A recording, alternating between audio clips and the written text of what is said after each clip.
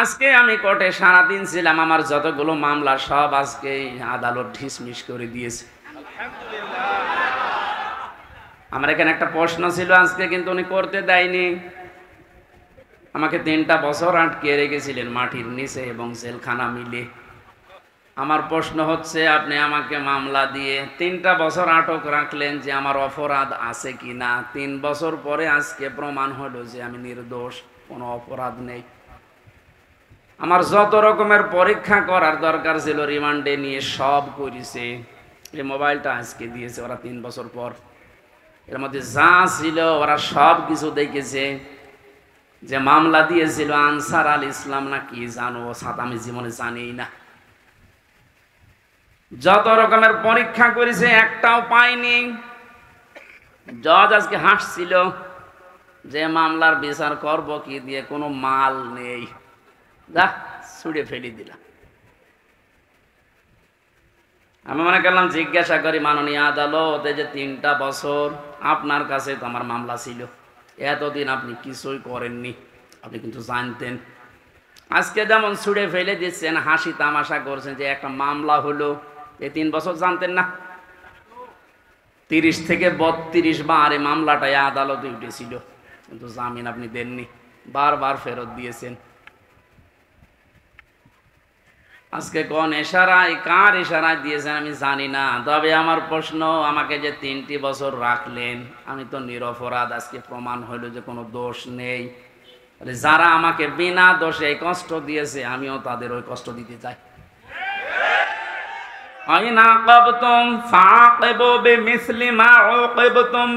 যতটুকু অত্যাচারিত হও অতটুকু করো। তা আমি যেহেতু হয়েছি, করানো আমাকে জানিয়েছে, সুতরাং আমি যতটুকু পেয়েছি। মাটির নিচে আপনারা আমাকে রেখেছিলেন, আমার মামলার আয়ু থেকে শুরু করে উপরের যে নির্দেশদাতা পর্যন্ত প্রত্যেককে আমি এই 3 বছর মাটির নিচে রাখতে চাই। আমি বেশি করছি না, সমান সমান করছি। এটা যদি আপনি না করতে পারেন, আগামীতে আমার মতো আরো মানুষ বিনা কারণে 3 বছর 5 বছর না 10 বছর 15 বছর মাটির নিচে জেলখানায় থাকবে, কোনো বিচার হবে না। 15 বছর পরে লোকটা যখন বের হবে, আপনি রায় দিয়ে দেবেন যে নির্দোষ, কোনো দোষ নেই, তাহলে 15 বছর আপনি ফিরিয়ে দেন। আমার জীবন থেকে আপনি 3টা বছর নষ্ট করে দিলেন, যাদের কথা মতো এই মানুষগুলো তো কিয়ামতে মামলার আসামি হবে। কারণ আল্লাহ আপনাকে মাফ করবে না যতক্ষণ হামজা মাফ না করে। কারণ আপনি আল্লাহর ক্ষতি করেননি, ক্ষতি করেছেন হামজার। ওটা যদি হক্কুল ইবাদ হতো, হক্কুল্লাহ হতো, আল্লাহ মাফ করে দিত। কিন্তু এটা তো হক্কুল ইবাদ, বান্দার হক আপনি নষ্ট করেছেন। যাদের ইশারায় তাদেরকে আপনি বলবেন। এই মানুষগুলো যদি হামজার কাছে মাফ না চায়, কোনো দিন লোকটা জান্নাতে যেতে পারবে না। দ্বিতীয় সিস্টেম হচ্ছে লোকটা জালিম। যারা টপ টু বটন ছিল এতদিন, এরা সবগুলো কোরআনের ভাষায় জালিম। জালিমদের জন্য সবচাইতে আমার ভয় লাগে সূরা শুরার 42 নম্বর আয়াতটা পড়লে, ইন্নামাস সাবিলু আলাল্লাযীনা ইয়াযলিমুনান নাস ইলা আখিরি আয়াত। আল্লাহ পাক বলেন, অবশ্যই আমি আল্লাহ নিজে মামলা দায়ের করব, নিজে অভিযোগ দায়ের করব, কেস করব। শব্দের অর্থ দিকে খেয়াল করেছেন? ইন্নামাস সাবিলু আলাল্লাযীনা ইয়াযলিমুনান নাস। আল্লাহ ইয়াযলিমুনাল মুসলিমুনা দেননি, ইয়াযলিমুনান নাস দিয়েছেন। এটা মজারে বর্তমান, ভবিষ্যৎ, প্রেজেন্ট, ফিউচার, 2টা কাল নিয়ে আল্লাহ শব্দ দিলেন কেন? কারণ এখন শুধু না, কিয়ামত পর্যন্ত এই আয়াতটা কোরআনে থাকবে না। 2 দিন পর নষ্ট হয়ে যাবে। মানুষ হয়ে যারা মানুষের উপরে জুলুম করে, অত্যাচার করে, এরা হামজার মামলার আসামি না। আমি মামলা দিলেও পারি, না দিলে মাফ করে দিলে হয়ে গেল। কিন্তু না, আল্লাহ পাক বলেন ওরা আমি আল্লাহর মামলার আসামি। আমার তো আয়াত পড়ার পরে বাংলাদেশের দিকে তাকিয়ে মনে হয় এ দেশের অনেক মানুষ এখন অলরেডি আল্লাহর মামলার আসামি হয়ে গেছে।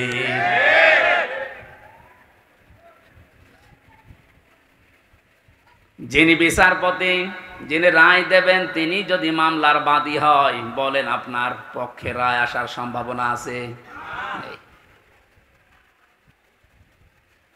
আমার পক্ষে তত বিচারপতি ছিল অনেকগুলো, সিএমএম কোর্টে, জজ কোর্টে, হাইকোর্টে পর্যন্ত, কিন্তু শুধু উপরের নির্দেশ পাইনি, এজন্য লিখে নাই।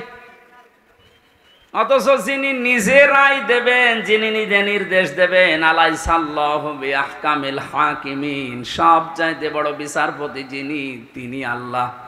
আপনার মামলার আসামবাদী।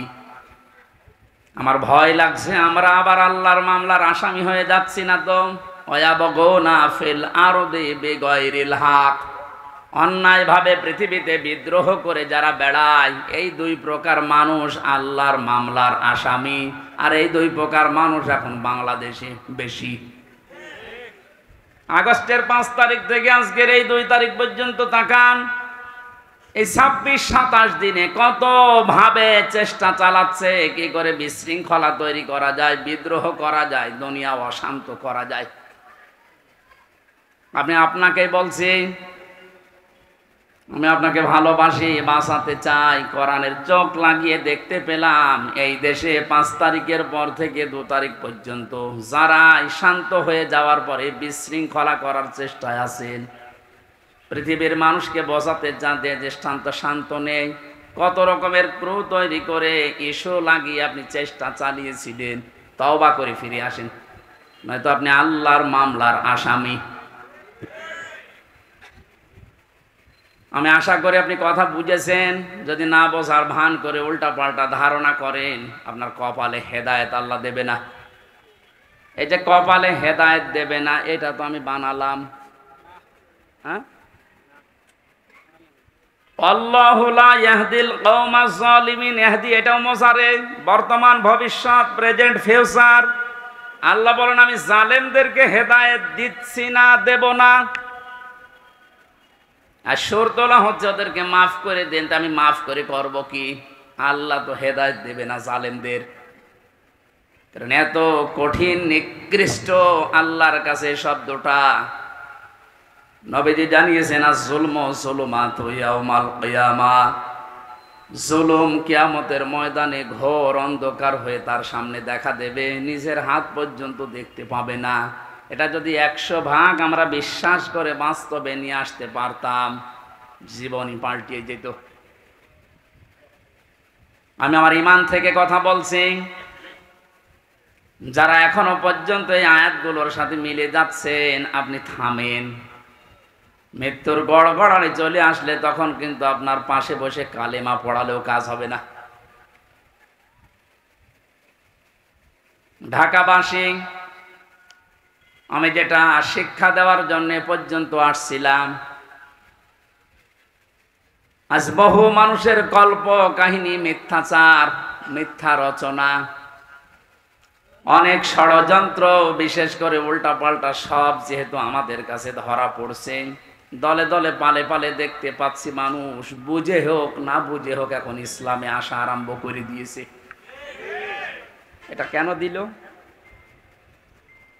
কোরআনে কারীম জানিয়েছে ইযা জাআ নাসরুল্লাহি ওয়াল ফাত ওয়া রাআইতান নাসা ইয়াদখুলুনা ফি দীনিল্লাহি আফওয়াজা। আল্লাহ পাক বলেন, হে নবী, যখন আমার সাহায্য আসবে তখন আপনি বিজয় দেখতে পাবেন। কিছু না হলেও কিছু আমরা পেয়েছি। আল্লাহর সাহায্য আসার কারণেই কিন্তু আমরা বিজয়ের স্বাদ পেয়েছি। মানুষ যে পরাধীন থাকলে কি হয়, এটা এই 27 দিন আমি টের পেয়েছি। সবচেয়ে বেশি টের পেয়েছিলাম মাটির নিচে যতদিন ছিলাম। ওই সময় চোখের ওপরে কালো কাপড় বাঁধা, আমার হাতে পেছনে হ্যান্ডকাপ দেওয়া, পায়ে ডান্ডা বেড়ি দেওয়া, মাথায় দড়ি দিয়ে যখন টেনে নিয়ে যেত, মনে হচ্ছে এ পৃথিবীতে সব চাইতে বড় অসহায় আমি। তো মাটির নিচে অবস্থায় ছিলাম। আপনারা উপরে যারা ছিলেন, বিবেক দিয়ে বলেন তো, আপনারা অসহায় ছিলেন না? গত কয়েকদিন আগে কুষ্টিয়ায় বাংলাদেশ জামাতি ইসলামী ওলামা বিভাগের আয়োজনে 500 আলেম সব ঘরানা থেকে নিয়ে এসেছিল। কত? 500। ওনারা আয়োজন করেছিল 500 750 উপরে আলেম এসেছে পুরা কুষ্টিয়া জেলা থেকে, সব ঘরানার। প্রায় 2.5-3 ঘন্টা আলোচনা হয়েছে, কোনো সমস্যা না, কিচ্ছু পাইনি। আমি নিজেও ছিলাম। আপনি একটু ভাবেন তো, 5 তারিখের আগ পর্যন্ত 500 না 5 জন আলেম এক জায়গায় বসলে নিরাপদে থাকতে পারত? স্বাধীনতার পরাধীন কি অবস্থা, বাস্তবতা এইটা। এই অনুষ্ঠানটা করতে হলে 5 তারিখের আগে 14 জায়গায় পারমিশন নেওয়া লাগতো, তারপরও অনুমতি মিলত না। এ মানুষগুলো তো সেই মানুষই আছে। এখন 14 জায়গায় অনুমতি না। ডাক্তার ইউনূস বলেছেন এদেশে কোরআনে কারিমের কথা ওইভাবেই হবে, অন্যান্য ধর্মের কথা যেভাবে চালু আছে। হিন্দুদের পূজা, ওদের দুর্গা পূজা, সরস্বতী পূজায় যদি অনুমতি না লাগে, পাহারা দেওয়া হয়, কোরআনের অনুমতি লাগবে কোন কারণে? কিছু মানুষের কিছু চিন্তাধারায় আল্লাহ তাকে মাফ করেন। কবি নজরুলের জীবনে ওইরকম আমল আমি ওনার জীবনী পড়ে পাইনি, কিন্তু কিছু কিছু কথা এত দামি, আমার মনে হয় আল্লাহ ওই কথাগুলোর কারণে ওনারে মাফ করে দেবে। এই লোকটা যে ঘোষণা দিল, কোরআনের পক্ষের লোক না বিপক্ষের লোক ওটা আমি বলছি না, কিন্তু যে ঘোষণা দিল, এই 17 বছরে কোনো মুসলমান তো এই ঘোষণা দিতে পারে না। আরো বিরোধিতা করতেন আপনি।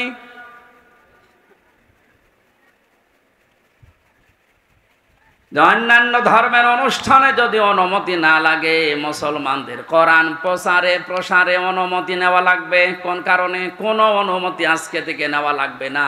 যেখানে যতটুকু পারেন কোরআনের কথা ওই ফোর্সই বলবেন, যেটা আল্লাহ জানিয়েছে। ওনার পরের দিন এই দেশের ডিসিএফ এর প্রধান, যিনি গোয়েন্দা বিভাগের, আমারে কল দিয়েছিল। আমার মাহফিল ছিল ওই দিন গাইবান্ধা।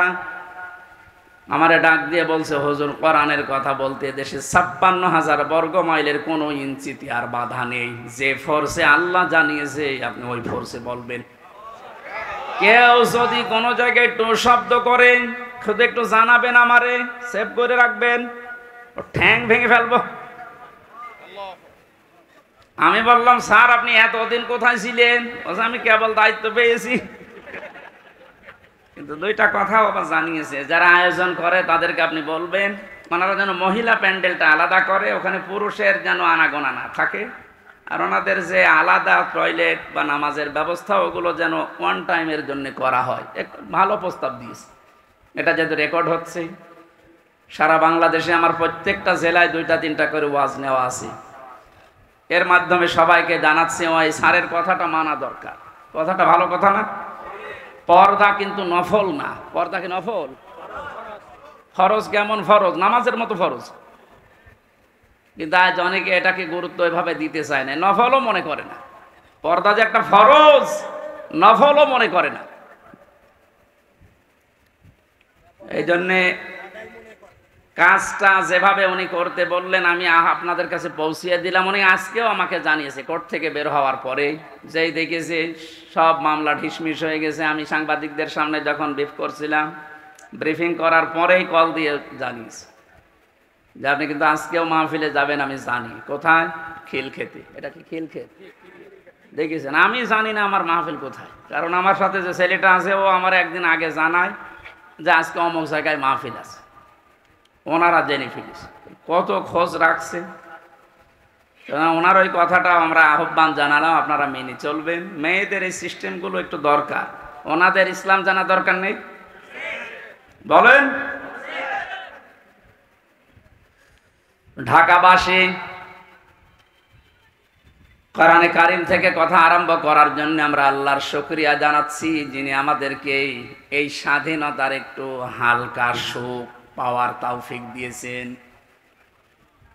যখন আল্লাহর সাহায্য আসবে, বিজয় যখন আপনি দেখতে পাবেন, বিজয়ের যতগুলো ধাপ আছে, একটা ধাপ আমি বাস্তবে সভাপতির সাথে আমি আজকে মিলাবো, একটু মিলাবেন। ওয়ারাইতান নাসা ইয়াদখুলুনা ফি দীনিল্লাহি আফওয়াজা।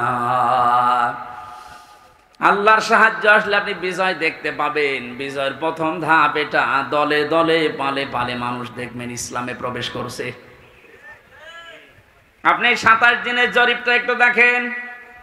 আগস্টের 5 তারিখের আগে আমি 4 তারিখে রাত্রে পেয়েছিলাম একটা জরিপ। ওই জরিপে দেখেছি এই দেশের 100 জনের মাত্র 15 জন চায় যে ইসলাম রাষ্ট্রীয়ভাবে কায়েম হোক, 85 জন চায় না। আজকে মাগরিবের পরের রিপোর্ট আমি ঘুমানোর আগে দেখেছিলাম বিবিসি থেকে। আজকের রিপোর্ট হচ্ছে দেশের 100 জনের 35 জন এখন চাচ্ছে দেশে কোরআন দিয়ে দেশটা চলুক। আপনি একটু সুযোগ দেন। দলে দলে যেভাবে প্রবেশ করছে, গাইবান্ধার পলাশ বাড়িতে আমি 45 মিনিট আলোচনা করার পরে এক হিন্দু অনার্স মাস্টার্স করা এক শিক্ষিত মানুষ এসে বলছে, আমার ধর্মে আমি আর থাকবো না, আপনি আমার ইসলামে প্রবেশ করান। এই যে অন্য ধর্মের মানুষ যদি বুঝে কোরআন চলে আসতে পারে, যারা হালকা পাতলা ইমানের অধিকারী তাদেরকে একটু সুযোগ দেন, দেখবেন দলে দলে যে আফওয়াজা পালে পালে মানুষ ইসলামে আসবে। জরিপ যেটা করেছে ও গাঁজা খেয়ে করেনি, বাস্তবতা দেখেই করেছে। 35 জন যদি হয়ে যায় 27 দিনে, আর 27 দিন যেতে দেন, 50% মানুষ যখন ইসলাম চাইবে দেশে কায়েম হয়ে যাক, আল্লাহর কসম কেউ বাধা দিয়ে ঠেকাতে পারবে না। ওই যে ঐক্যের ডাক দিচ্ছিলেন, ওই কথাটা বোঝানোর জন্য একটা উদাহরণ বলছি কয়েক মিনিটে, একটু মিলান। একটা হোস্টেলে 100 জন ছাত্র, প্রতিদিন ওনাদেরকে যে নাস্তা দেওয়া হয়, এর ভেতরে 20 জন ঘাড় তেড়া করে আছে যে না, এই নাস্তা আমরা খাবো না। কয়জন? 20 জনের ভেতরে না, 100 জনের ভেতরে 80 জন। 80 জন বলছে এই প্রতিদিন এই যে নাস্তা দেওয়া হয় এটা আমরা খাবো না, এই মেনু পাল্টাতে হবে। হোস্টেল যিনি সোফার আছেন বলছেন তাহলে ভোট দাও। প্রত্যেকেই ভোট বাক্স দিয়েছে। কেউ বলছে আমরা রুটি পাউরুটি চাই, রুটি কলা চাই, কেউ খেসুড়ি চাই, কেউ রোল চাই। এভাবে একটা একটা করে দিতে দিতে সর্বশেষ দেখা গেল 20 জন মাত্র যে নাস্তা ছিল আগে ওইটাই আছে, আর বাকি 80 জন এই নাস্তার সাথে একমত না। 20 জনের এক জায়গায় ভোট পড়েছে, এখন 80 জন বাকি আছে, ওরাও ভোট দিয়েছে। কারোটা 15, কারোটা 14, কারোটা 18, এভাবে করতে করতে ভাগ হয়ে গেছে। নাস্তার বিল যেটা পাস হবে, বেশি সংখ্যক যেহেতু মানুষ যেখানে পাস হবে ওইটা, আরও নাস্তার ওই বিলটা পাল্টায়নি, কারণ এখানে কয়জন? আরো জোরে বলেন। আমি শুধু বলার জন্য বলছি তা না, এটা জীবনে মেলাতে হবে। আজ সময় এখন ওইটাই। আমরা সংখ্যায় টুপিওয়ালা মানুষ। এদেশে 100 জনের 96% আমরা মুসলমান। 20 জন যদি এদেশে ইসলাম নাও চায়, 80 জন আমরা চাই, কিন্তু ছোটখাটো বিষয় নিয়ে মতপার্থক্য করার কারণে আজ আমরা দল বিদলে বিভক্ত হয়ে 20 পর্যন্ত যেতে পারছি না। 18, 17, 15। জেলখানার ভেতরে আমি ছিলাম মাওলানা মামুনুল হকের সাথে 3টা বছরই। উনি মাঝে মাঝে বলতেন, হামজা বাইরে থাকতে ভাবতাম কি, আর ভেতরে এসে বুঝতেছি কি। এখন যে পাল্টিয়ে যাব, কে বুকে হাত বাঁধে, কে আমিন জোরে বলে, কে নবীকে দাঁড়িয়ে সালাম দেয়, কেউ বসে সালাম দেয়, ওসব সব বাদ। আল্লাহ একজন আছে, রাসূল একজন আছে, কোরআন আছে, কথা বিশ্বাস যারা করে তাদেরকে এক জায়গায় নিয়ে আসা লাগবে। ইহুদি, খ্রিস্টান, বৌদ্ধ, মুশরিক যারা, ওরা কিন্তু এই ধোঁয়াগুলো তুলে আমাদেরকে আলাদা আলাদা করে রেখেছে। এই জন্য 80 জন হওয়ার পরও 20 জনের সাথে পারছি না। এক কথা বলছেন। যেভাবে চলতেছে, আশা করছি কোরআনের এই আয়াতটা বাস্তবে আল্লাহ আমাদেরকে দেখাবেন। আরাআইতান নাসা ইয়াদখুলুনা ফি দীনিল্লাহি আফওয়াজা। দলে দলে পালে পালে যেভাবে মানুষ ইসলামে আজ দীক্ষিত আর আরম্ভ হয়েছে, আল্লাহ পাক যেন চর্ম চোখে দেখার তৌফিক দেন যে কোরআন দিয়ে 56,000 বর্গ মাইল চলছে। সুখ এবং শান্তি শব্দ দুইটা। শোক 3টি বিষয়ের নাম, শান্তি 4টা বিষয়ের নাম। বাস্তবে ছোট জীবনে বহু দেশ আমি ঘুরেছি। আমি আকিস গ্রুপে চাকরি করতাম খতিব হিসাবে। ওনারা একটা ভিসা লাগিয়ে 27টা দেশ আমারে একবারে ঘোরানোর ব্যবস্থা করে দিয়েছিল। যদিও 3 বছর জেলে থাকার কারণে আমার ভাগ্য হয় নাই, তারপরও আমার ব্যক্তিগতভাবে বহু দেশে আমি গেছি। সুখ শান্তি এটা কিনতে পাওয়া যায় না। আল্লাহ পাক সুখ এবং শান্তি নিজের পক্ষ থেকে দান করেন। এজন্য 53 বছর হয়ে গেল, সুখ শান্তি এ দুইটার একটা আমরা এখনো পাইনি, অনুধাবনও করতে পারছি না। কারণ চলছিল এই 53 বছর মানুষের তৈরি করা নিয়ম নীতি দিয়ে। বাবা চালিয়েছিল, আমি দেখি নাই, ওই মুরব্বীরা দেখেছে। বাবারটা দেখে নাই, স্বামী চালিয়েছিল, ওনারা দেখেছে, আমি তো দেখি নাই। আমার 92 সালে জন্ম। চাচা চালিয়েছিল, বউ চালিয়েছে, ভাবিও চালিয়েছিল, সবগুলোই আমরা দেখেছি। শুধু কোরআন দিয়ে দেশ চললে কেমন দেখা যায় আজও দেখিনি। দেখেছেন? এটা দেখেছেন? দেখেছেন? এটা দেখার দরকার না যে এটা দিয়ে চললে কেমন লাগে। আন্দাজে চিল্লানো না, সত্যি সত্যি মন থেকে বলবেন যদি চান ওই 35 জনের ভেতরে আপনি যেন থাকেন যে হ্যাঁ এইটা দিয়ে দেশ যেন চলে, আমি এটা দেখতে চাই। হাত তোলেন তো, লিল্লাহি তাকবীর।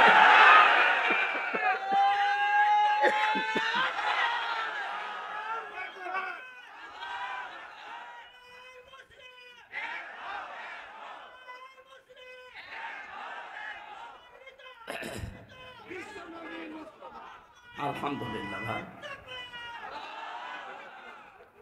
দরুদ আর সালাম পড়ছে আমাদের নবী মুহাম্মদুর রাসূলুল্লাহ সাল্লাল্লাহু আলাইহি ওয়াসাল্লামের প্রতি। 7টা নামে আল্লাহ তাকে পুরা কোরআনে স্পেশাল ভাবে ডাক দিয়েছেন। কয়টা? 7টা।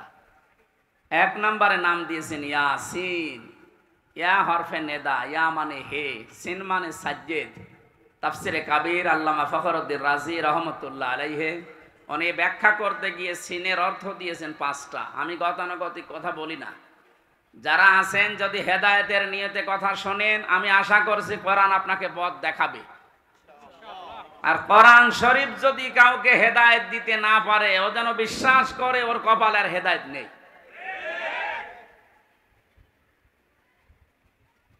মানিত্তাবাআল হুদা বিগাইরিল কোরআন আদাল্লাহুল্লাহ। তিরমিজি শরীফের হাদিস। নবীজি বলেন কোরআন বাদ দিয়ে যদি পৃথিবীর কোন জায়গায় কেউ ভালো হওয়ার নিয়তেও যায়, আল্লাহ নিজে দায়িত্ব নিয়ে তাকে গোমরা করে দেয়। ও ঢাকাবাসী শব্দের দিকে খেয়াল করেন, হুজুর আছে আদাল্লাহুল্লাহ বাবে ইফাল। নবী যদি দল্লা দিতেন তাও অর্থ হয়ে যেত। দল্লা ইয়াদিল্লু না দিয়ে আদাল্লা ইয়াদিল্লু দিয়েছেন। দল্লা শব্দটার বাংলা অর্থ হচ্ছে আপনি নিজেই নিজেকে খারাপ বানিয়ে ফেলেছেন। আর আদাল্লা মানে আল্লাহ নিজে দায়িত্ব নিয়ে আপনাকে নিজে খারাপ বানিয়ে দিয়েছে। এ কথাটার অর্থ কি?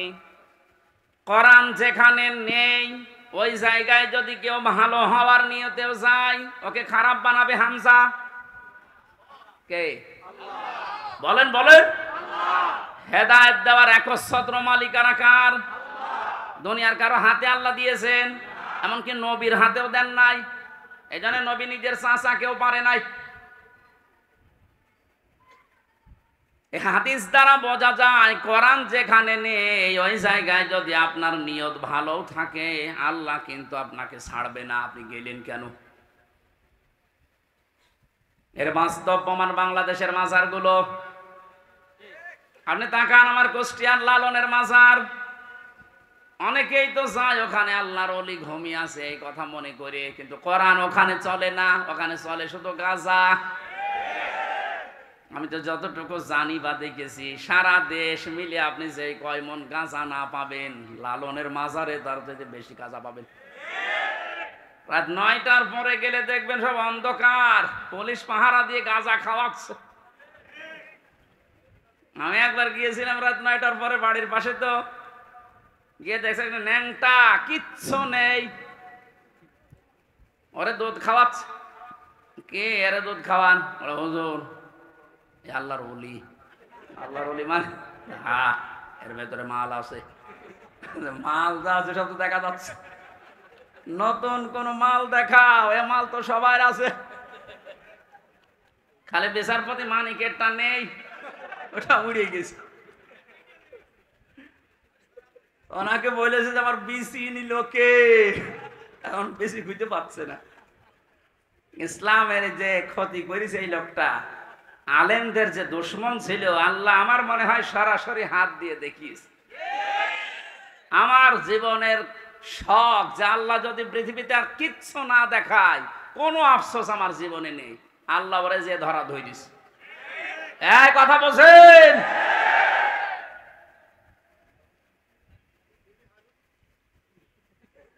এই লোকটার সম্পর্ক আমি শুনেছি জেলখানায় থাকতে, ওই ছোট হুজুরটা আমার সাথে ছিল, ওই যে রফিকুল ইসলাম মাদানি, 2 মাস ছিল। আমার বলছে হামজা ভাই আমারে প্রথমে রিমান্ডে নিয়ে রাত 12:30টার দিকে নিয়ে গেছে ওই হাতির ঝিলে। ওরা উলঙ্গ করেছে আমারে, আমি তো এমনি ছোট মানুষ, আমার জিনিসপত্র ছোট, আসলে ছোট। আমারে নিয়ে পুরা উলঙ্গ করে একটা সিগারেট হাতে ধরিয়ে দিল। একটা অন্ধ উলঙ্গ মেয়ে লোক কোন জায়গা থেকে যেন নিয়ে আসলো, রাস্তার 2 পাশে ব্যারিকেড দিয়ে বন্ধ করা। এটা কোরআন শরীফ আমার সামনে, একেবারে সত্য বলছি, আমাকে যা বলেছে ওই ফাঁসির কয়েদখানায় তাই বলছি। অর্ধ উলঙ্গ মেয়ে লোকটা আমার পাশে দাঁড় করিয়ে ছবি তুলছে আর বলছে এটা সকালে ছেড়ে দেব, দেশের মানুষ বুঝবে যে হুজুর কেমন। এত অসহায় লাগছিল ওই সময়, আমি তো এমনিতে ওদের সাইজে চাইতে একেবারেই ছোট, আর মেয়েটা আমার ওর কাঁধ পর্যন্ত, আমি অর্ধ উলঙ্গ, কোথা থেকে যেন ভাড়া করে নিয়ে এসেছে। আমার হাতে সিগারেট দিয়ে, যেটার গন্ধ শুকলে আমার বমি আসে, ওইটা ধরিয়ে নিজে 2 টান দিয়ে আমার কাছে দিয়ে বলছে এভাবে ধরে থাক, অস্ত্র তাক করা আছে, কিচ্ছু করার নেই। ছবি তুলছে, এটা ছেড়ে দেব সকালে। আমি যেহেতু মজলুম আর বিশ্বাস করি মজলুমের দোয়া কবুল হয়, ইত্তাকি দাওয়াতাল মাজলুম। নবীজি বলেন দুনিয়াতে আর যাই করো মজলুমের বরদোয়া থেকে নিজেকে বাঁচিয়ে রেখো। ফাইন্নাহা লাইসা বাইনাহু ওয়া বাইনাল্লাহি হিজাব, কারণ মজলুমের মাঝে আর আল্লাহর মাঝে কোনো পর্দা থাকে না। ওই হাতির ঝিলের ওই পানির পাশে দাঁড়িয়ে আল্লাহর কাছে বলেছিলাম মাবুদ, যে অবস্থা করছে আমার তো কিচ্ছু করার নেই, তুমি দেখতে পাচ্ছ। এক এসআইকে ডাক দিয়ে বললাম ভাই আপনারা যা করছেন আমার সাথে, কি হারুন স্যার জানে? জানে না মানে? উনি তো করাচ্ছে। যেই বলেছে উনিই করাচ্ছে, কারণ রিমান্ডে উনি তো মাঝে মাঝে এসে আমারে প্রশ্ন করতো, তখন কি ফেরেশতার মতো কথা বলতো, অথচ ভেতরে ভেতরে ওই এত খারাপ অবস্থা আমার করলো। আল্লাহ তুমি সব দেখেছো, আমারে যেভাবে ওরা অপমান করেছে ওকেও এইভাবে করো।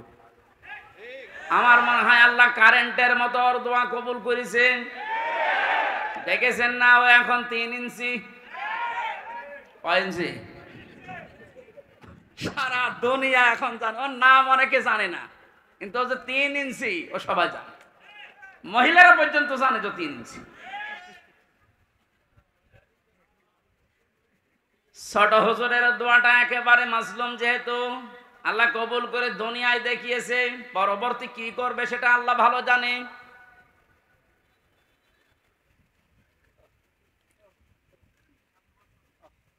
যেটা বোঝার জন্য বাস্তবে ইয়াসিন শব্দটা আমি নিয়ে আসলাম, আমি আশা করব আপনাকে ইয়াসিনে পাল্টাবে। অনেকে মনে করে ইয়াসিন সূরা পড়লে 10 খতম কোরআন শরীফের সওয়াব হয়, কিন্তু কেন হয়?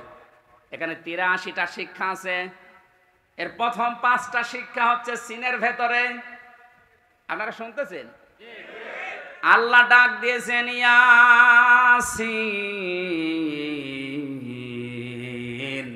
হে নেতা। ইয়া মানে হে, সিন মানে সাজ্জেদ, সাজ্জেদের বাংলা অর্থ নেতা। মুফাসসির 5টা অর্থ দিয়েছেন তাফসিরে কাবীরে। 1 নম্বরে সাজ্জেদুল বাশার, 2 নম্বরে সাজ্জেদুল আলামিন, 3 নম্বরে সাজ্জেদুল কাউনাইন, 4 নম্বরে সাজ্জেদুল আম্বিয়া, 5 নম্বরে সাজ্জেদুল মুরসালিন। এক একটা শব্দের আবার ব্যাখ্যা করা আছে। আমি কথা বলছি তাফসীর আকারে, আপনি মিলান।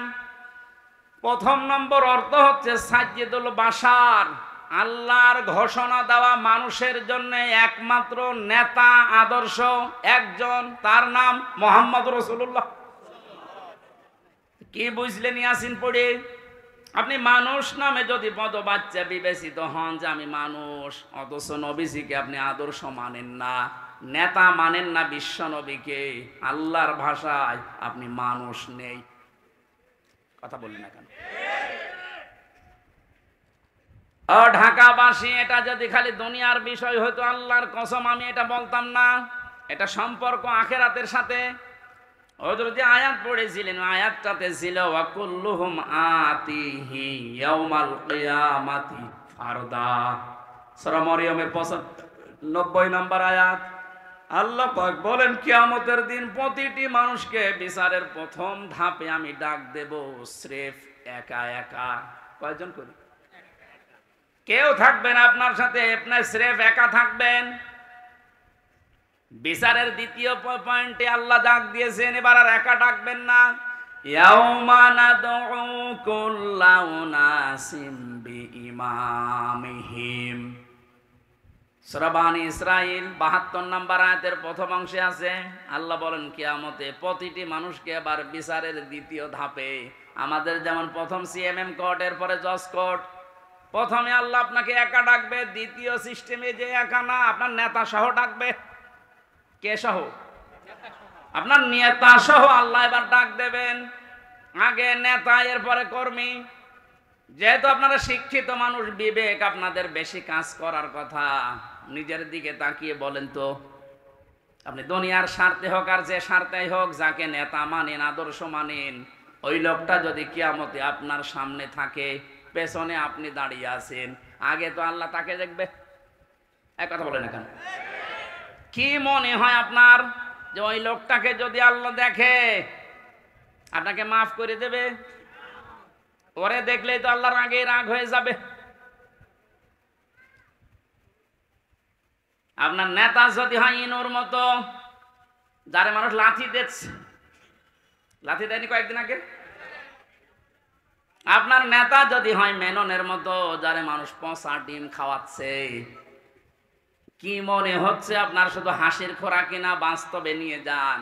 নিজেই এখন বলছেন না, ওই লোকটা যদি সামনে থাকে আল্লাহ আমারে মাফ করবে না, এরকম নিজেই যদি এখন ধারণা করেন, আপনি বিশ্বাস করতে পারেন আপনি ধরা খেয়ে বসে আছেন। আমি আপনার শত্রু না, আমি আপনাকে বাঁচাতে চাই। কারণ এই দুনিয়ার জীবনে যদি শেষ হয়ে যেত, এই ওয়াজ আমি করতাম না। যেহেতু আর একটা জীবন আছে, এক্ষুনি পাল্টাতে হবে। নেতা যাদের ঠিক নেই, এই মুহূর্তে আপনি পাল্টাবেন। ওয়াজ শুনতে আসলেন কেন? আপনি যদি নাই মানতে পারেন, নিজেও কোরআন শরীফ পড়েন না, হামজা বলছে আপনি মানেনও না, আপনি কি হয়েছেন? এই মুহূর্তে সিদ্ধান্ত পাল্টান। যাদের নেতা ঠিক নেই, আপনি ধরা খাচ্ছেন। সুতরাং এমন মানুষকে নেতা মানা লাগবে যে লোকটা আল্লাহ এবং রসুলকে মেনে চলে। আর এটা নফল না, এটা ফরজ। এটা তো আমি বানালাম। সূরা নেসা 5 নাম্বার পারার 6 নাম্বার পৃষ্ঠার 9 নাম্বার লাইনের 59 নাম্বার আয়াতের প্রথম অংশে আছে। আমি যতগুলো তাফসীর বিশ্ববিদ্যালয়ে থাকাকালীন মিলিয়েছি, সব মুফাসসির এই মাঝখানে যে আতিউ এই শব্দের ব্যাখ্যায় একমত। আল্লাহ পাক বলেন, ইয়া আইয়ুহাল্লাযীনা আমানু আতিউল্লাহা ওয়া আতিউর রাসূলা ওয়া উলিল আমরি মিনকুম। ওহে যারা ঈমানের দাবি করো, তাদেরকে বলছি আমি আল্লাহর আনুগত্য করো, আমার রাসূলের ইতাআত করো, আনুগত্য করো। এই দুইটা জায়গার আগেই দেখবেন আতিউ এই ফেল আছে, ভার্ব, এটা ক্রিয়া। এটা আল্লাহ নবীজির নামে আর নিজের নামে রেখেছেন, কিন্তু উলিল আমরি মিনকুম এর আগে আতিউ দেননি। সব মুফাসসির একমত, আল্লাহ রাসূলকে মানতে হবে, কোনো প্রশ্ন করা যাবে না। কথা বলে না কেন? আল্লাহ রাসূলের পরে কিয়ামত পর্যন্ত যারা নেতৃত্ব দেবে দুনিয়ায়, যে মানুষগুলো এই পৃথিবীর নেতৃত্বে আসবে, উলিল আমর যারা, তাদেরকে যদি মেনে চলতে হয় নেতা হিসাবে, অবশ্যই দেখা লাগবে এরা আল্লাহ রাসূলকে মেনে চলে কিনা। যারা আল্লাহ রাসূলকে মেনে চলে না তাদের জন্য রাজনীতি করা জায়েজ নেই। নেতা হওয়া, নেতৃত্ব দেওয়া, তাদের নেতৃত্ব মেনে নেওয়াও জায়েজ নেই। এটা রাজনীতি মনে করে যদি চলে যান আপনার কপালে আগুন লাগবে। সূরা বাকারার 124 নম্বর আয়াত, وَإِذِ ابْتَلَى إِبْرَاهِيمَ رَبُّهُ بِكَلِمَاتٍ فَأَتَمَّهُنَّ قَالَ إِنِّي جَاعِلُكَ لِلنَّاسِ إِمَامًا। হযরত ইব্রাহিমের কথা স্মরণ করো। আল্লাহ নিজে বলছেন, আমি পদে পদে তাকে বাক্য দিয়ে পরীক্ষা করেছিলাম। যতগুলো পরীক্ষা ইব্রাহিমকে নিয়েছি পড়া কোরআন শরীফে আমি পেয়েছি। ইব্রাহিম নবীকে আল্লাহ পরীক্ষা করেছিলেন 50টা। কয়টা বলেন বলেন? 50টা পরীক্ষায় তিনি উত্তীর্ণ, একটাও ফেল করেননি। আল্লাহ রাব্বুল আলামিন এত খুশি হয়েছিলেন, তিনি ডাক দিয়েছেন, ইব্রাহিম আমি তোমাকে মানব জাতির জন্য নেতা বানিয়ে দিলাম।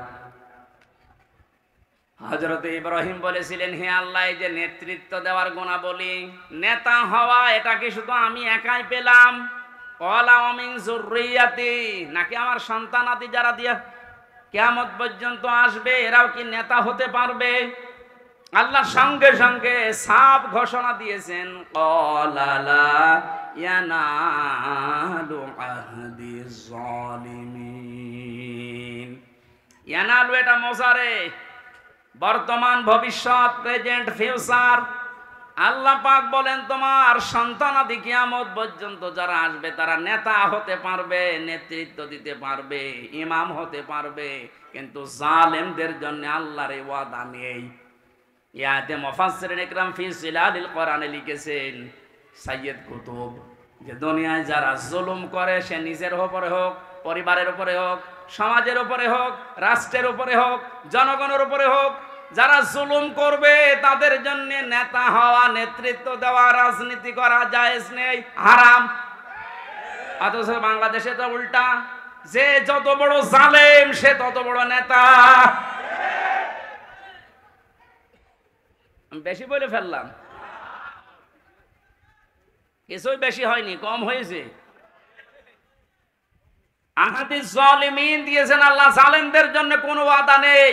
আর তারা এখন বড় বড় নেতা হয়। 15 বছরে তারাই আমাদেরকে বলেছিল তোমরা মসজিদে থাক, খানকায় থাক। আর এই ময়দানটা আমরা 2000 টাকা যদি বাজেট হয়, 5 টাকা খরচ করে 1995 টাকা খেয়ে ফেলে। এক একটা প্রকল্পের জন্য 3 বার, 5 বার, 7 বার, 10 বার, 11 বার করে বাজেট হয়। এক একজনের যে টাকা পাচারের, এই যে এখন দেখছি, আমার মনে হয় যদি কিয়ামত পর্যন্ত হায়াত পেত এই লোকটা, এত টাকার মালিক হওয়া ওর দ্বারা বৈধ পথে সম্ভব না।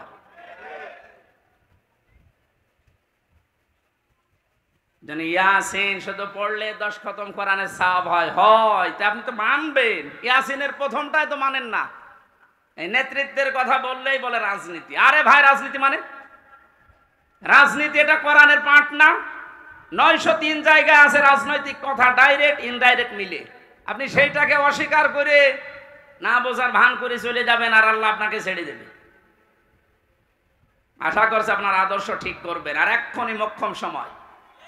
এরপরও যদি কেউ না বোঝার ভান করে থাকেন, আসেন এদিকে, আপনাকে ছড়ি কোদাল দিয়ে বোঝাচ্ছে।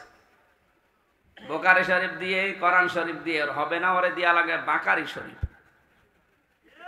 আমি আসিন, এরা তো ব্যাখ্যা শেষ করতে পারবো না। নির্ধারিত আমরা আয়াত পড়েছিলাম 8, 9, 10, 3টা আয়াত পড়েছি সূরা মারিজ থেকে। কয়টা?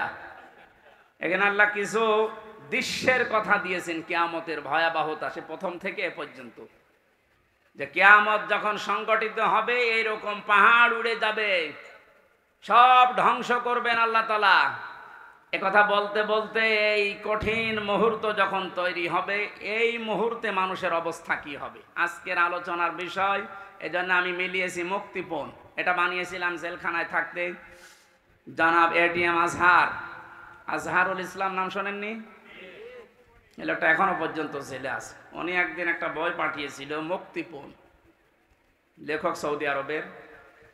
উনি বলছে, হামজা এটা পড়বা, জনগণের সামনে কথা বলো, মানুষ যেন পরিবর্তন হয়, এটা অনেক ভূমিকা পালন করবে। আমি পুরাটা 2-3 বার এই 3 বছরে শেষ করেছিলাম। দেখলাম যে হ্যাঁ, পরিবর্তন হওয়ার যদি মন থাকে, এই মুক্তিপণ এই শব্দটা মানুষের ভেতরে ঢোকাতে পারলে মানুষ আসবে ফিরে। আল্লাহ কিয়ামতের একটা বিশাল কঠিন ভয়াবহ দৃশ্যের কথা নিয়ে আসতে গিয়ে এই জায়গায় আমাদের কাছে এসে থামলেন।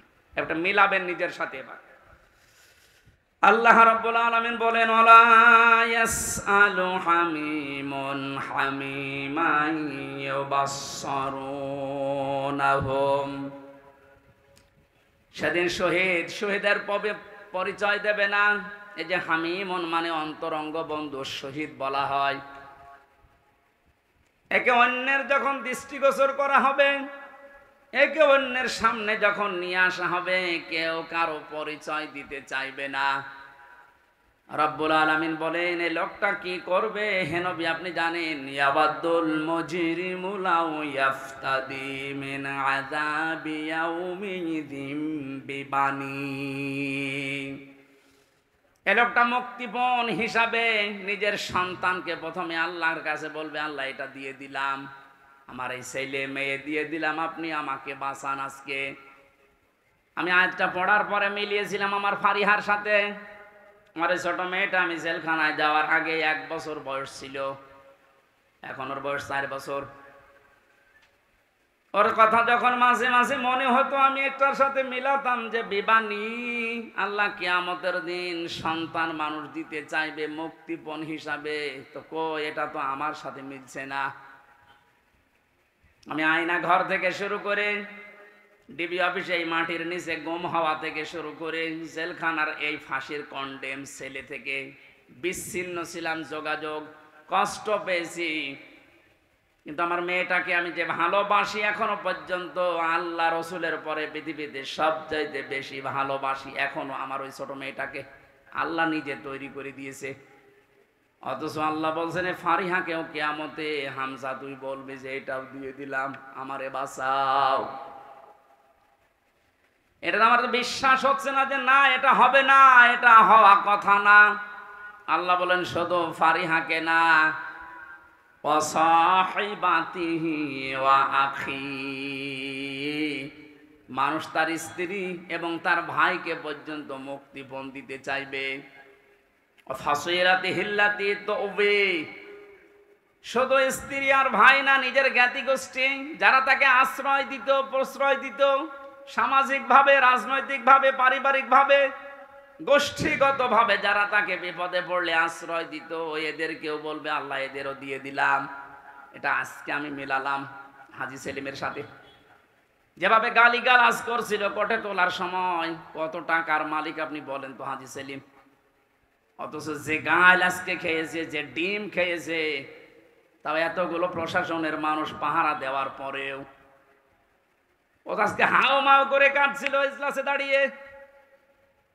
ও তো মনের ভেতরে এইটা আসছিল, কি করলাম, যা দুনিয়ায় আছে সব আজকে দিয়ে বোঝো জজ সাহেব আপনি আমারে শুধু মুক্তি দিয়ে দেন। ওরে কান্নার ভেতরে এই আওয়াজই ভেসে আসছিল। কিন্তু জামিন নামঞ্জুর করে জেলে পাঠিয়েছে। আল্লাহ বলেন জ্ঞাতি গোষ্ঠী ফাসইলাতি হিল্লাতি তওবে, এই ফাসইলাতির শব্দের ভেতরে 3টা বিষয় আছে ইবনে কাসিরে। তো ওবের ভেতরে 2টা অর্থ আছে। আল্লাহ পাক বলেন এই পৃথিবীতে ও আপন মনে করে যে মানুষগুলোর যার কাছে যেত, যারা আশ্রয় দেবে বলে বিশ্বাস করত, এই মানুষগুলোকেও কিয়ামতে বলবে আল্লাহ জ্ঞাতি গোষ্ঠী দলের লোক সব নেতা খেতা দিয়ে দিলাম, আমাকে তুমি একটু মুক্তি দাও। আল্লাহ বলেন এতটুকু না, আর একটা আছে, ওমাং ফিল আরদি জামিআ, ওর দুনিয়ায় যত স্থাবর অস্থাবর সম্পদ ছিল, যত সম্পদের মালিক ছিল, সব আমাকে দিতে চাইবে। শুধু বলবে সুম্মায়ুজি, আমি মুক্তি চাই। আমি কি চাই? এটা শুধুমাত্র মনে হয় হাজী সেলিমের জীবনে, আমাদের জীবনে এরকম সময় আসবে না? এক কথা বলুন। প্রত্যেকের জীবনে অপেক্ষা করছে। আমি আমার ফারিহাকে, আমার স্ত্রী তামান্নাকে, আমার ভাই নেই, আমার বোন আছে রুনাকে, আমার জ্ঞাতি গোষ্ঠীর 100 জনের 98 জন আওয়ামী লীগ করতো, এখন পুরা পাল্টিয়ে গেছে। এখন বলছে আমরা কিছু করি না। এই পর্যন্ত না, আমার যত সম্পদ আল্লাহ দিয়েছেন আমার বাবা আর আমার সব, আমি একটা একটা করে আল্লাহকে আমি দিতে চাইবো। শুধু বলবো আল্লাহ তুমি আজকের এই কঠিন দিন থেকে আমারে বাঁচাও। আল্লাহ দিনের পরিচয়টা একটু দিয়েছেন কোরআনে, ফাকাইফা তাত্তাকুনা ইন কাফারতুম ইয়াউমা ইয়াজআলুল ওয়িলদানা শিবা। হে নবী, কিয়ামত আমি কেমন ভাবে বানাবো জানেন? যুবক মানুষ কিয়ামতের দৃশ্য দেখে বিদ্ধ হয়ে যাবে। ও ঢাকাবাসী, একটা মানুষ বুড়ো হয়ে যায় কখন? 60 বছর, 70 বছর, 80 বছর সময় লেগেছে, কিন্তু এমন দৃশ্য সালসালা আল্লাহ নিজে বলছেন আমি বানাবো। আমার মতো হামজা 32 বছর বয়স, সঙ্গে সঙ্গে সেকেন্ডের ভেতরে বুড়ো হয়ে যাব। এই কঠিন ময়দানে আল্লাহ ঘোষণা দেবেন কাল্লা, কখনো না, কখনো না। যতগুলো দিতে চাইলে মুক্তিপণ একটাও নেওয়া হবে না।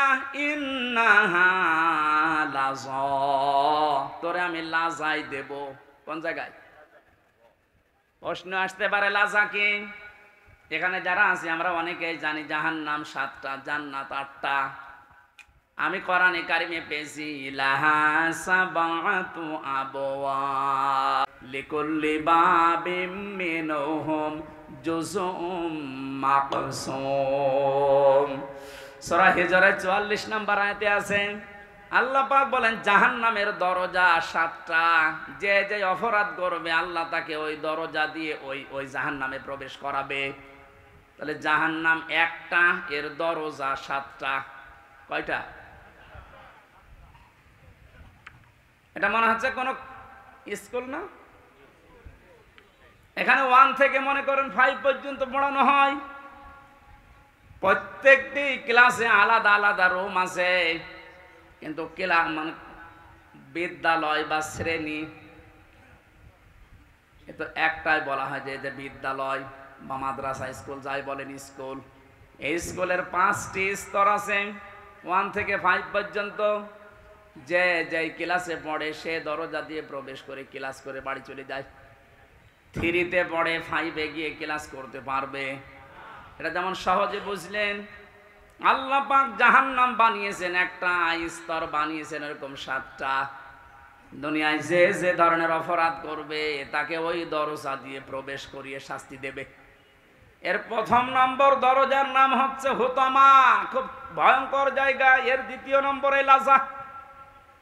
আল্লাহ বলেন এই যে মানুষগুলো মুক্তিপণ হিসাবে কিয়ামতের কঠিন দৃশ্য থেকে দিতে চাইবে, দিতে চাইবে, দিতে চাইবে, আমার আওয়াজ হবে কাল্লা, না, ইন্নাহা লাযা, তোর এই লাজার দরজা দিয়ে প্রবেশ করাবো। এটা কেমন জায়গা হে নবী আপনি জানেন? নাযাআতাল লিশাবা, এখানে ঢুকলেই আগে মানুষের চামড়া খসে যাবে। শাওয়া শব্দের শাব্দিক অর্থ বেশি ইবনে কাসিরে, হাড় টুকরা টুকরা করলে যেভাবে খণ্ড বিখণ্ড হয়ে যায়, উপরে বাড়ি দিলে হাড় যেভাবে খণ্ড খণ্ড হয়ে যায়, এই রকম জায়গা এটা। বাংলাদেশ সহ বিশ্বের যত কঠিন জায়গা আছে, শুধু যেখানে কারেন্টের শর্ট দিয়ে মানুষকে গলিয়ে ফেলা হয় এইটা বাদ দিয়ে এদেশে এমন কোন রিমান্ডের জায়গা নেই যেখানে গেলে চামড়া আগেই খসে যায়। আমারে বহুবার বলেছিল যে এই যে এইগুলো আমরা তুলি, অস্ত্র নিয়ে এসেছিল বিভিন্ন মেশিন, যে এই যে নখ আমরা তুলে ফেলি এইটা দিয়ে, কিন্তু ওটা দেওয়ার পরে এরপরে টান দেবেন, এরপরে উঠবে, তাছাড়া ধরে রাখলে ওঠে না। অথচ আল্লাহ নাযাআতাল লিশাওয়া দিয়েছেন, লাজায় প্রবেশ করার সঙ্গে সঙ্গে মানুষের চামড়া আর এই নখগুলো উঠে চলে যাবে। এবার আপনি ভাবেন তো বাস্তবতা নিয়ে যে কিরকম জায়গা এটা, যেখানে প্রবেশ করলে আগে চামড়া খসে চলে যায়, নখ উড়িয়ে যায়। আল্লাহ বলেন কঠিন ভয়ঙ্কর জায়গায় কাদেরকে ডাকবে জানো? তাদউ মান আদবারা ওয়া তাওয়াল্লা। এই দুনিয়ায় যে মানুষগুলোকে সত্যের দিকে আহ্বান করা হয়েছে, এরা সত্যের কথা শোনার পরে অহংকার করে এদবার করেছে, মুখ ফিরিয়ে নিয়েছে। আমার মনে হয় আয়াতের বাস্তবতা বাংলাদেশে সবচাইতে বেশি। এত কোরআনের কথা আলোচনা পৃথিবীর কোনো জায়গায় হয় না। এত আলোচনা হওয়ার পরে সত্যকে সত্য জানার পরেও যারা ঘাড় ঘুরিয়ে অহংকার করে চলে যান, আপনার জন্য আল্লাহ লাজা প্রস্তুত করে রেখেছে। ইহুদি খ্রিস্টানদের আমরা প্রতিদিন 17 বার করে বরদোয়া দেই। কতবার? এই যে গায়রিল মাগদুবি আলাইহিম ওয়ালাদ-দাল্লিন, দুইটা জাতির কথা আছে, ইহুদি আর খ্রিস্টান। বারবার আল্লাহকে বলা হচ্ছে, আল্লাহ এদের পথ আমাদেরকে দেখিও না, এরা অভিশপ্ত। এরা অভিশপ্ত না? আমি তাফসিরে পড়েছি কেন আল্লাহ এদের নাম দিলেন। কারণ ইহুদি খ্রিস্টানদের কাছে সত্য এসেছিল আমাদের নবীজি সম্পর্কে, যে বিশ্ব নবী মুহাম্মদুর রাসূলুল্লাহ শেষ নবী, এটা সর্বশেষ নবী, শ্রেষ্ঠ নবী।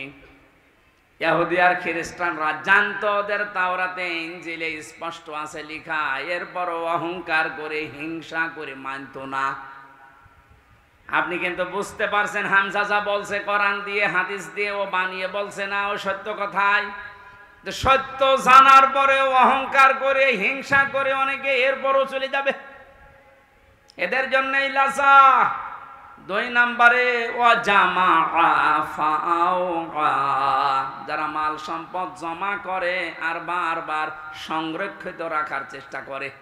আজ হাজারো মানুষে বাংলাদেশে চরিত্রের আছে, বৈধ অবৈধ নেই, মাল জমা করে যাচ্ছে। ইয়াহসাবু আন্না মালাহু আখলাদা, ও মনে করে এটা আমার কাছে স্থায়ী ভাবে থাকবে। শুধু জমা করে শেষ না, এটা সংরক্ষণ করার জন্য কত কায়দা কৌশল। এদেশে জায়গা হয় না, বেগম পাড়া বানাচ্ছে। এদেশে জায়গা হয় না, সুইস ব্যাংকে রাখছে যেন সংরক্ষিত থাকে। সম্পদ উপার্জন করা নিষেধ না, বৈধ পদ বাদ দিয়ে যারা অবৈধ পরে উপার্জন করার পরে এগুলো যারা সংরক্ষণ করার চেষ্টায় আছেন হক আদায় না করে, তার মানে যাকাত দেওয়ার হক ছিল আপনি দেননি, দান সাদাকা করার অর্থ ছিল আপনি করেননি। বৈধ বৈধ না ভেবে শুধু জমা করা, শুধু জমা করা, এভাবে যারা জমা করে গিয়েছেন আর সংরক্ষিত রাখার জন্য চেষ্টা চালিয়েছেন, আপনার জন্য লাজা। আমাকে সহ যারাই শুনলাম, আল্লাহ তুমি লাজা থেকে আমাদেরকে বাঁচাও, বলেন আমিন। বাংলার মুসলমানেরা, পৃথিবীর জমিনটা আপনি যদি বদ্ধ জায়গায় কিছুদিন থাকেন, আপনার কাছে স্পষ্ট ধারণা চলে আসবে মাটির নিচে সরকার আমাদেরকে দিয়ে লস হয়নি, আমার কষ্ট হয়েছে, লস হয়নি। দুনিয়ার জীবনটা আগে যে দৃষ্টিতে দেখতাম, পুরা দৃষ্টি আমার পাল্টিয়ে গেছে। আল্লাহ তাআলা বলেন, আমাল হায়াতুদ দুনিয়া ইল্লা মাতাউল গুরুর, পৃথিবীর জমিনটা ধোঁকা। বাস্তবে এখন দেখছি ঠিক 100 ভাগ আসলে ধোঁকা। আপনার মা বাবা ধোঁকা, স্ত্রী ধোঁকা, সন্তানাদি ধোঁকা, আপনার নেতা খেতা দলের লোক সব ধোঁকা। মনে করছেন না মা বাবার সম্পর্কে কথা বললো কেন? ধোঁকা। আপনি বাস্তবে নিয়ে যান, দেখবেন।